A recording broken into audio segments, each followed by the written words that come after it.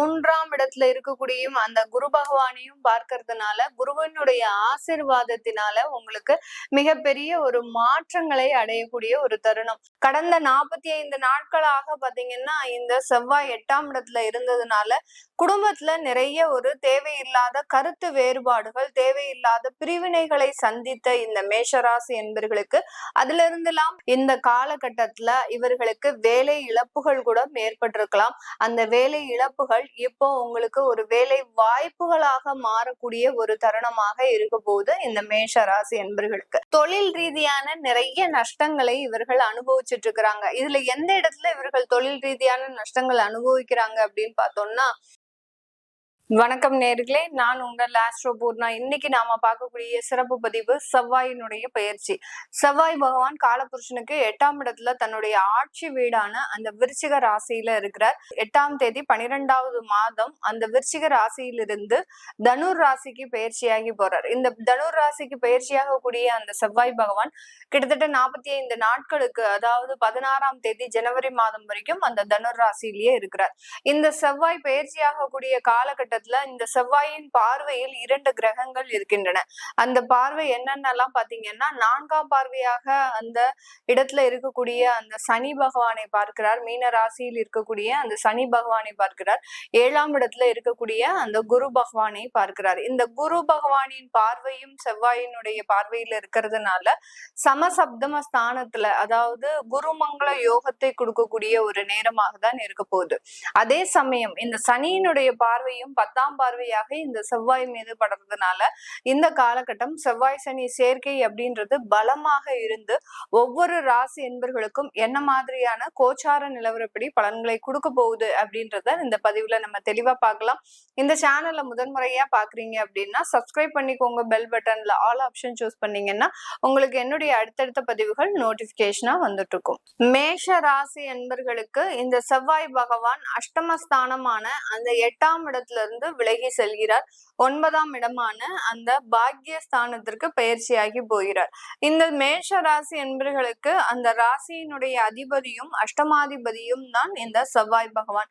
இவர் 9ஆம் இடத்திற்கு பயிற்சியாகி போகிறதுனால இந்த மேஷ ராசி என்பர்களுக்கு இந்த டிசம்பர் மாதத்துல இருந்து, அதாவது 8ஆம் தேதிக்கு முன்னாடியில இருந்து கரெக்டா 1 வீக்குக்கு முன்னாடியே ஆரம்பிச்சிடும்.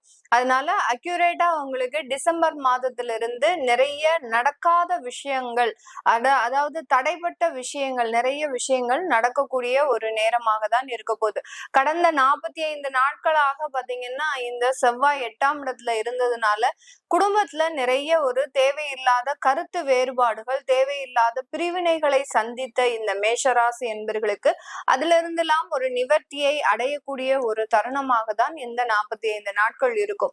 இந்த செவ்வாய் பகவான் இந்த 9ஆம் இடத்துல இருந்து உங்களுடைய விரயஸ்தானத்தை பார்க்கிறார். விரயஸ்தானத்துல அந்த சனி பகவான் இருக்கிறதுனால வேலை சம்பந்தப்பட்ட சில மாற்றங்களை அனுபவிக்கக்கூடிய ஒரு நேரமாக இருக்கும். மேஷ ராசி என்பர்கள் எப்போதுமே வேலையில ரொம்ப கவனத்தோட இருக்கக்கூடியவர்கள். வேலையில எந்த விதமான ஒரு தவறுமே செய்யக்கூடாது அப்படின்னு ரொம்ப பர்ஃபெக்டா இருக்கணும்னு நினைக்கக்கூடியவர்கள் இந்த மேஷ ராசி என்பர்கள். இந்த ராசியில சூரியன் உச்சம் பெறதுனால ஒரு பஞ்சுவாலிட்டி, ஒரு ரெஸ்பான்சிபிலிட்டிஸோட செயல்படக்கூடிய ஒரு நண்பர்கள் தான் நம்ம மேஷ ராசி நண்பர்கள்.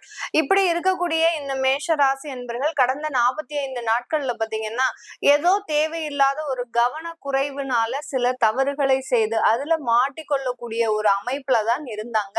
இப்போ அதுல இருந்தெல்லாம் நிவர்த்தி ஆகக்கூடிய ஒரு தருணம். சில பேருக்கு வேலை இழப்புகளே ஏற்பட்டிருக்கலாம். அவர்களினுடைய கவன குறைவினாலையும் அவர்களினுடைய மனம் சஞ்சலப்படுவதனாலையும் இந்த காலகட்டத்துல இவர்களுக்கு வேலை இழப்புகள் கூட ஏற்பட்டிருக்கலாம்.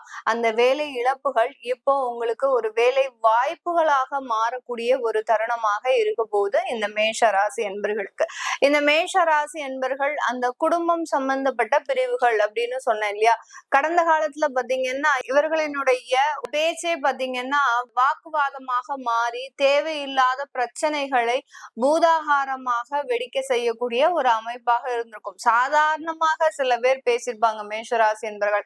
ஆனா அதை புரிந்து கொள்ளக்கூடிய நபர்கள் பாத்தீங்கன்னா அதை தவறாக புரிந்து கொண்டு இவர்கள் நம்ம இந்த இடத்துல இருக்க கூடாது அப்படின்ற மாதிரியாக பேசுறாங்க அப்படின்னு நினைச்சு அந்த உறவுகளை விட்டு வெளியேறக்கூடிய ஒரு சூழ்நிலைக்கு ஆளாகக்கூடிய ஒரு நேரம்.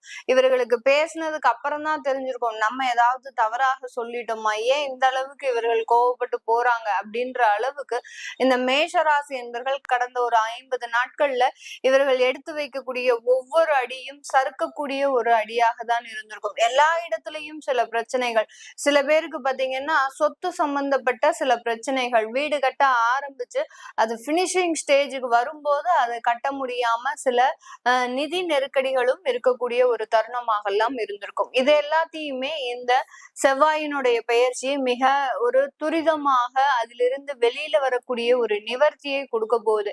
ஏன்னா 3ஆம் இடத்துல இருக்கக்கூடிய அந்த குரு பகவானையும் பார்க்கறதுனால, குருவினுடைய ஆசீர்வாதத்தினால உங்களுக்கு மிகப்பெரிய ஒரு மாற்றங்களை அடையக்கூடிய ஒரு தருணம். இந்த விரயஸ்தானத்தையும் பார்க்கறதுனால வேலை மாற்றம் அப்படின்றது கண்டிப்பாக இருக்கும். இந்த மேஷ ராசி என்பவர்களுக்கு வேலை மாற்றம்ன்றது உங்களுக்கு பிடித்தமான வேலையா இருக்குமா, அங்க ஒரு கேள்விகள் இருக்கு. ஏன்னா கடந்த காலத்துல நீங்க வேலை பார்த்த இடம் பாத்தீங்கன்னா நல்ல ஒரு வசதியான ஒரு இடம் தான். அங்க எந்த விதமான ஒரு பொறுப்புகள்லயும் உங்களால மிக எளிமையாக நீங்க சமாளிக்கக்கூடியவராக இருப்பீங்க. அதே சமயத்துல வருமானமும் அங்க அதிகமாக தான் இருந்திருக்கும். ஒரு பொசிஷன்லயே இருப்பீங்க. அந்த பொசிஷன்ல இருந்து என்னைக்கு தவறி நீங்க கீழே விழுந்தீங்களோ அன்றிலிருந்தே உங்களுக்கு சில தேவையில்லாத பயங்கள் வர ஆரம்பிச்சிருச்சு.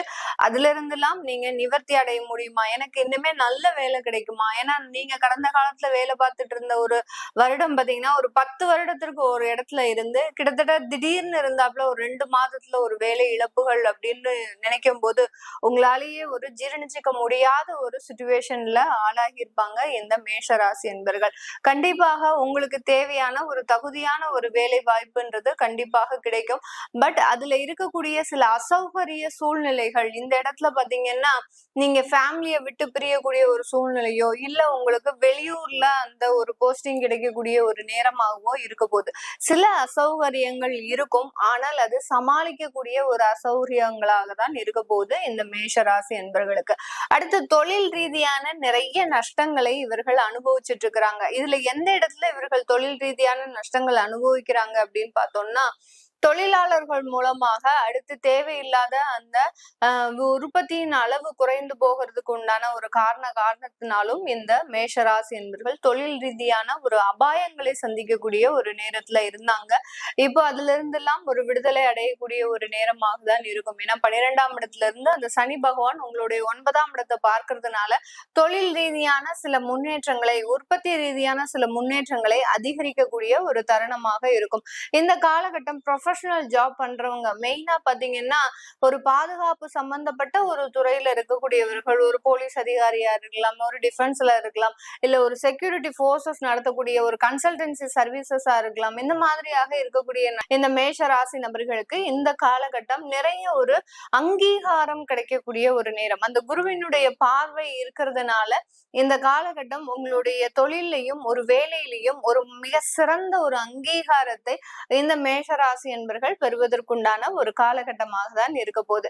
இந்த காலகட்டத்துல உங்களுடைய 3ஆம் இடத்திலிருந்து அந்த குரு பகவான் செவ்வாயை பார்வையிடுறதுனால குருமங்கள யோகம் அப்படின்னு ஏற்படக்கூடிய ஒரு தருணமாக இருக்கு. இந்த காலகட்டம் உங்களுக்கு சகோதர சகோதரிகளினால அதிகப்படியான ஒரு முன்னேற்றங்கள், அவர்கள் மூலமாக நீங்க ஒரு செல்ஃப் சப்போர்ட் ஏற்படுத்தக்கூடிய ஒரு நேரமாக இருக்கும்.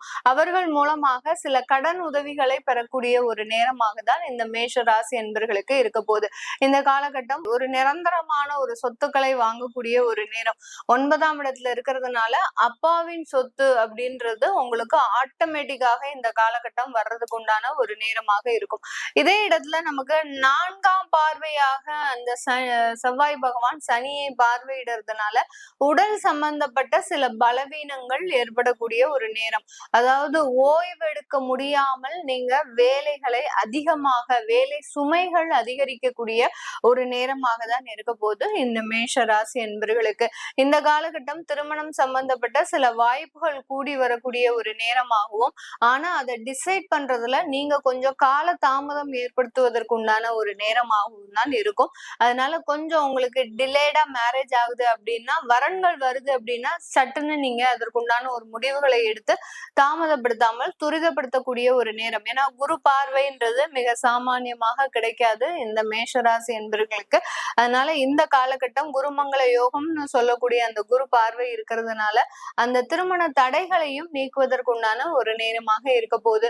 அடுத்து பாத்தீங்கன்னா திருமண உறவுகளை ஏற்படக்கூடிய ஒரு மாற்றங்களும் ஒரு நல்ல ஒரு சேஞ்சஸை கொடுக்கக்கூடிய ஒரு தருணமாக இருக்கும். இது எல்லாமே நம்ம கோச்சார நிலவரப்படி பலன்களை கணிச்சு சொல்லியிருக்கிறோம். உங்களுடைய சுய ஜாதக தசாபுத்தி பலன்களை பார்க்கணும் விருப்பப்படுறவங்க, அடுத்து உங்களுடைய குழந்தைகளுக்கு நியூமராலஜி படி பெயர் வைக்கணும், ஜாதகம் எழுதணும் அப்படின்னு விருப்பப்படுறவங்களும் கீழே இருக்கிற நம்பருக்கு வாட்ஸ்அப்ல அப்பாயின்மெண்ட் வாங்கிக்கிட்டு நீங்க கன்சல்ட் பண்ணிக்கலாம். உங்களிடமிருந்து விடைபெறுவது உங்கள் ஆஸ்ட்ரோ பூர்ணா. நன்றி, வணக்கம்.